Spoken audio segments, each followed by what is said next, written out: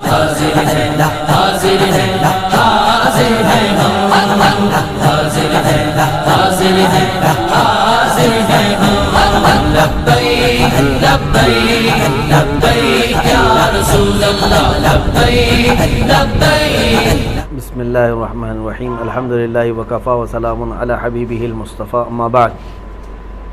जहाँ तक आप पूछ रहे हैं कसूर तो ये इसको बताना अब उन्हीं लोगों का काम है जिन्होंने डिटेन किया। कसूर तो ऐसी कोई बात नहीं थी।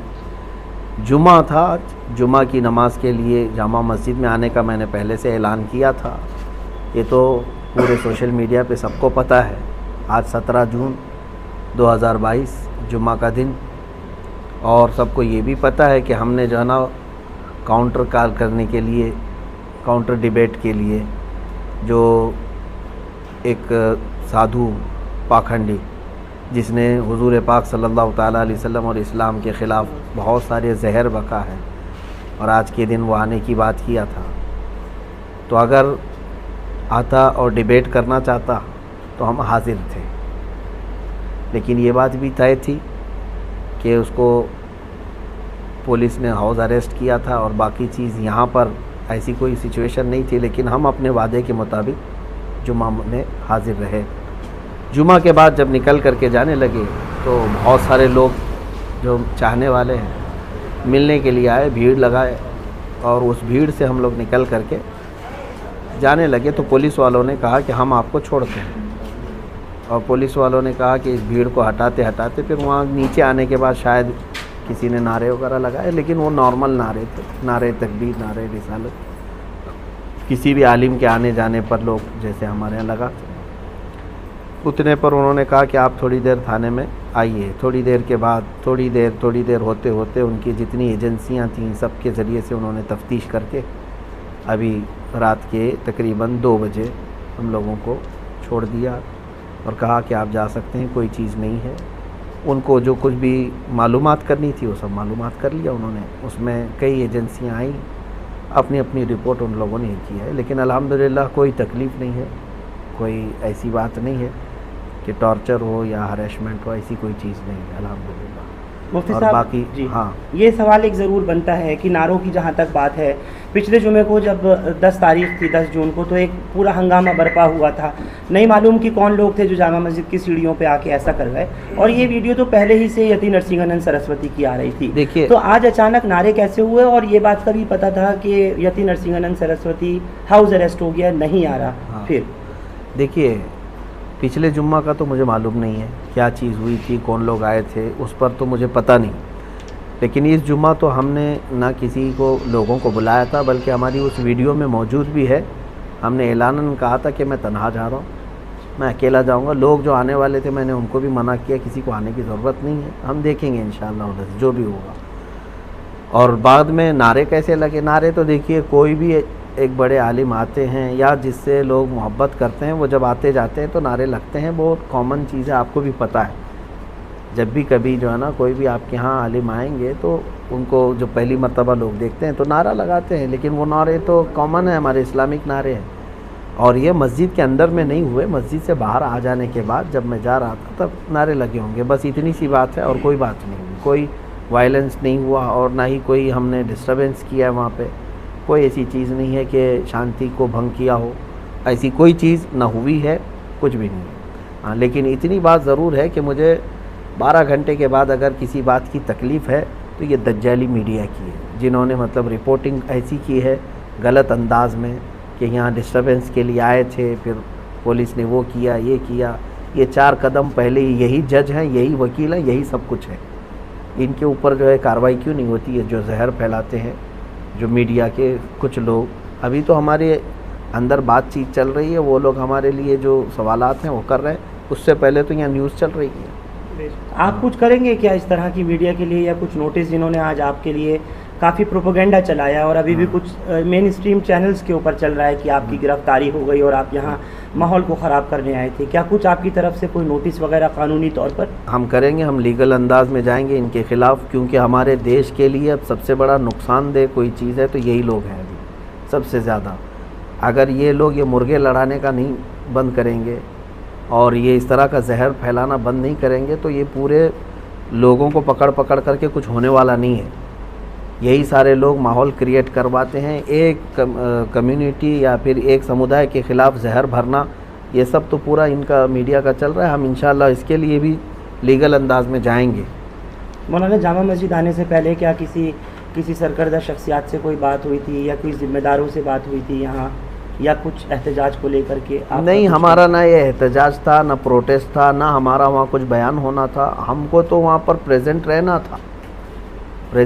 था, हम हाजिर हुए जो आपने वादा किया। हाँ था। बिल्कुल, हम अपने वादे के मुताबिक हाजिर रहे और बल्कि शाम तक, रात के 2 बजे तक वहीं हाजिर रहे। हाँ, हम तो इस बात में आए थे। बाकी जहाँ तक बात है, सरकर्दा शख्सियत सबके इल्म में है और सारे लोग अल्हम्दुलिल्लाह दुआएं भी दे रहे हैं, सपोर्ट में भी हैं। उन्होंने थाने में किस तरह के आपके साथ में कोई किसी तरह की बदसलूकी दिल्ली पुलिस ने, IB ने, स्पेशल ब्रांच ने या क्राइम ब्रांच ने, कुछ वो भी बताएं इन 12 घंटों की बात दर्शकों को, क्योंकि लोग आपका बहुत इंतज़ार कर रहे हैं सुनने और देखने के लिए। नहीं, किसी ने भी नहीं। पुलिस वाले जितनी देर हमारे साथ बैठे रहे खुश अखलाक़ी के साथ ही रहे, कोई भी इस तरह का हरेसमेंट या टॉर्चर वगैरह नहीं किया अल्हम्दुलिल्लाह। वो CID वाले भी आए और सेल वाले भी और IB वाले भी, सब अपने अपने अंदाज़ में वो लोग हमारे साथ अच्छे अंदाज में ही बात किए। किसी ने मतलब गैर अखलाक़ी हरकत। आपकी कोई प्रोफाइल भी खंगाली गई है, बस आखिरी 1-2 सवाल लूँगा। उन्होंने देखा और शायद ढूंढना चाहा कि आपके पास से कुछ ऐसी चीज़ें मिल जाएं जिससे कुछ इस्टेब्लिश हो सके, तो क्या बताएंगे मुफ्ती साहब ऐसा कुछ? मुझे तो नहीं पता उन्होंने क्या क्या खंगाला है, वो अगर आपको पता है तो आप ही न्यूज़ चलाइए उसको। मेरे सामने तो ऐसा कोई चीज़ खंगाली नहीं है, जो पूछना था उन्होंने सामने पूछा है। खंगालने की जहाँ तक बात है, अगर आपको कहीं से गैब से पता चला है तो आप उनसे ही इंटरव्यू लीजिए नहीं कि क्या क्या वीडियोस वगैरह को लेकर के। वीडियोस वगैरह को लेकर के तो खंगालने का क्या, पहले से खंगालते मैंने सुना है और देखा है आपका कोई भी बयान ऐसा नहीं होता जिसपे किसी को एतराज़ हो, थोड़ा सा उस पर रोशनी डाल दीजिए। अल्हम्दुलिल्लाह हम इसी पर चलेंगे भी और इसी पर रहेंगे भी। हमारा यही तरीक़ा है कि हम अपने दीन पर कामिल तरीक़े से रहेंगे और हम अपना दीन ज़बरदस्ती किसी के ऊपर थोपने नहीं जा रहे हैं कि जिससे हम मोहब्बत करते हैं हुज़ूर पाक सल्लल्लाहु अलैहि वसल्लम से। हम ये उनको नहीं कहने जा रहे कि मेरा महबूब जो है ना उसको तुम ये करो, लेकिन इतनी बात हम ज़रूर कहते हैं कि हमारे नबी की शान में या मेरे फ़ेथ को तुम ठेस मत पहुँचाओ। तुम अपने में खुश रहो ना, जिस भी तुम्हारे समुदाय से ताल्लुक़ है आप अपने अपने इसमें खुश रहो। हिंदू है तो हिंदू में रहे, क्रिश्चियन है तो क्रिश्चियन रहे, सिख है तो सिख रहे। लेकिन हमारा ये नहीं है कि किसी और धर्म से ताल्लुक़ नहीं रखना चाहिए, जिसको जो है आज़ाद है। लेकिन हमारा ये है कि हमारे धर्म के मुतालिक या मेरे दीन के मुतालिक या नबी के मुतालिक छेड़छाड़ मत करो। तो नरसिंहानंद को क्या सबक सिखाना था मौलाना? जिस अंदाज में वो चीज़ें बता रहा है, एक तो पहली बात वो जाहिल है, जट है और नहायत ही कमीना और नहायत ही रज़ील आदमी है। यूँ समझ लीजिए कि उसका मुंह नहीं है, जब भी मुंह खोले तो गोबर और गलाजत ही निकलती है। एक होता है आदमी पढ़ा लिखा आदमी, अब वो हमको इस बात पे कहेगा कि गाली देता है मौलाना, है ना। अब उनको अपने बारे में गाली पसंद नहीं है, करोड़ों मुसलमानों के नबी के बारे में जब वो भोंकता है तब कैसा लगेगा सबको, ये भी तो सोचना चाहिए। तुम यहाँ गुफे में बैठ कर के बलात्कारी कह देते हो, दलाल कह देते हो और फिर जो है ना उस पर जाहिल आदमी वो कहता है कि तुम्हारी किताबों में लिखा हुआ है। इस जाहिल से मैं कहता हूँ एक लाइन अरबी की वो पढ़ कर के दिखा दे तो मैं समझ जाऊँगा, क्योंकि मेरा दीन पूरा अरबी में है। इसको कहाँ से अरबी समझ में आई जो मेरे दीन की किताबें पढ़ रहा है? सारा गूगल से लिया होगा और सारी जो किताबें बाहर से आई हैं उसको पढ़ पढ़ करके क्या ऐसे ही दीन सीखा जाएगा?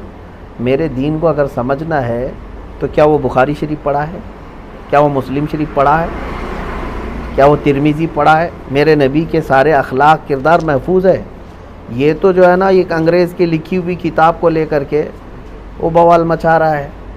अरे कहीं किसी और के घर का मसला लेकर के तुम अगर मेरे नबी के बारे में ये सोचने बैठ जाओ तो इससे बड़ा जाहिल कौन है?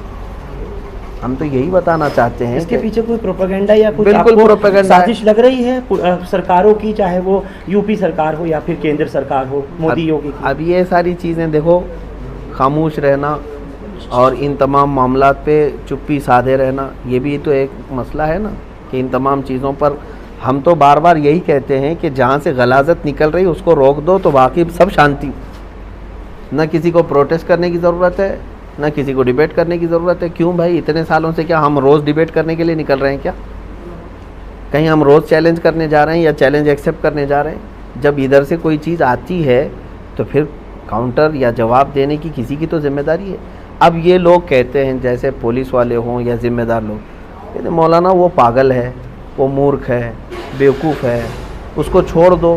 आपसे कहा पुलिस ने? नहीं, जो लोग कहते हैं ज़िम्मेदार लोग, हाँ, इस तरह की बातें जो कहते हैं, जो बहुत सारे लोग कहते हैं, पागल अगर है तो पागल खाने में रहना चाहिए। कुत्ता अगर पागल हो जाए तो उसको आवारा नहीं छोड़ते, काटेगा दूसरों। तो ये बात तो नहीं है ना कि पागल है तो हर चीज़ करने लग जाएगा। आप फिर पागल खाने में बिठाओ ना उसको। ठीक है, आपने अग्निपथ का जो देखा, जिस तरीके से एक भी गोली चलाई नहीं गई, एक भी लाठी चलाई नहीं गई, ट्रेनें जला दी, पटरियां उखाड़ दी और सब कुछ कर दिया मौलाना, तो क्या इसको हम दो तरफा बात कहें नहीं? ये पुलिस वालों से ही पूछना चाहिए आपको, एक सेकंड, कि जहाँ जहाँ उनके इंतज़ाम जिस तरह से हैं। एक मिनट मौलाना, यही आज तो बहुत बुरा इन्होंने हाल किया है, लेकिन एक कहीं भी गोली की खबर नहीं है। अब ये तो मसला चल ही रहा है पूरे ऑल ओवर इंडिया। देखिए, हम इसको महसूस कर रहे हैं कि किसान आंदोलन कर सकता है, वो प्रोटेस्टर है। गुज्जर बरादरी अपने आरक्षण के लिए आए, वो प्रोटेस्टर है। सिख लोग भी प्रोटेस्ट कर सकते हैं, वो प्रोटेस्टर हैं। अभी छात्र लोग उतरे हैं, वो भी प्रोटेस्टर हैं। लेकिन मुसलमान अगर उतरेगा तो फिर दंगाई है। ये चीज़ जो हो रही है, ये भी जो कर रही है ना, ये मीडिया कर रही है।